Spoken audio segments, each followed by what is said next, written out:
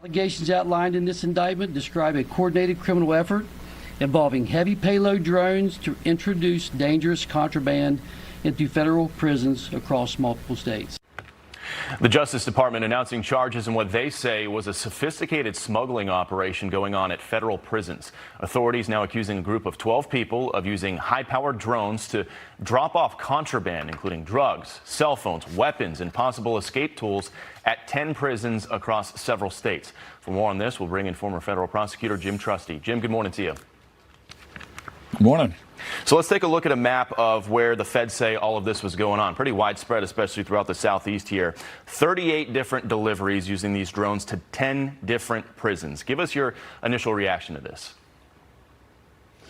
Well, you know, it's the usual battle, the cat and mouse game of technology evolving, and the bad guys find uses of it, and law enforcement has to catch up.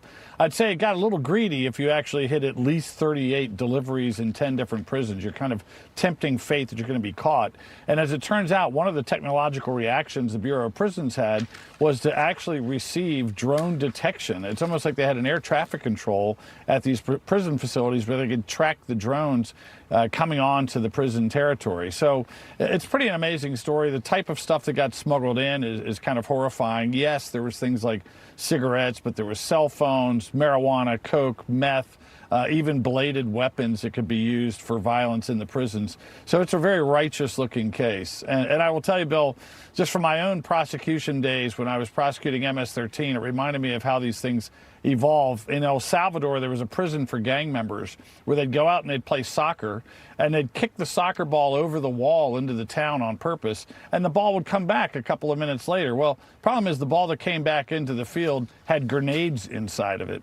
And so the idea of ingenuity and smuggling, you know, this is nothing new. And the heart of the problem in the U.S., last point on that, is cell phones. You know, you have a lot of prisoners that are able to smuggle in or get pieces of cell phones and put them together, and you get a lot of resistance to the idea of cell phone blockers from the guards and the guard unions because they don't want to give up their right to use a cell phone on the property. Yeah, I mean, to that point, some people are asking how this was able to happen and why they weren't caught sooner.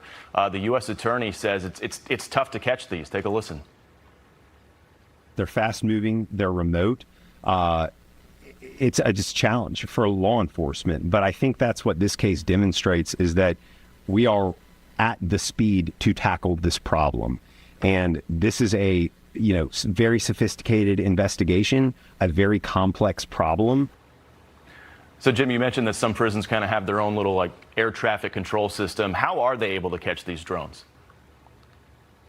Yeah, I mean, that's the thing. It's tough. Part of it is informants, as usual. You know, in prisons, a lot of people have incentives to rat out their cellmate and say, hey, this guy was on a phone today.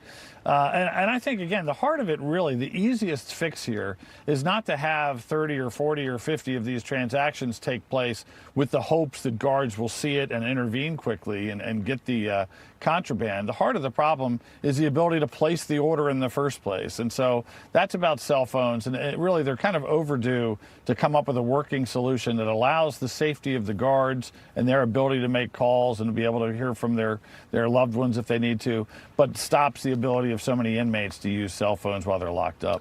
Jim, got about 30 seconds left here. Just want to ask you real quick about the Palisades fire suspect. Name again, Jonathan Rinderneck. Jury deliberations ongoing in that case right now, facing multiple serious charges. The defense attorney seems to think that because jury deliberations have been going on since yesterday, that's possibly a good sign for the defense. Real quick, give us your thoughts on that case. Yeah, one day of deliberations is like, let's pick a foreperson and look at exhibits. That's no big deal yet. Look, the issue is going to be this intent evidence, all this evidence of his motivations, his worship of Luigi Mangione. That type of evidence is going to be the deciding factor whether the jury thinks that he intentionally lit this fire with that kind of anti-wealth motivation or if it was somehow accidental. Yeah, the feds say in the weeks before the fire, some of the things he searched online: free Luigi Mangione, let's take down all the billionaires; Reddit, let's kill all the billionaires. We'll see where it goes from here. Jim Trusty, great to see you this morning.